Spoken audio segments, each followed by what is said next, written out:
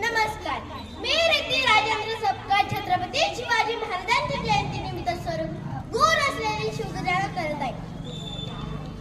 सर्वांनी शिवगर्जनासाठी उभे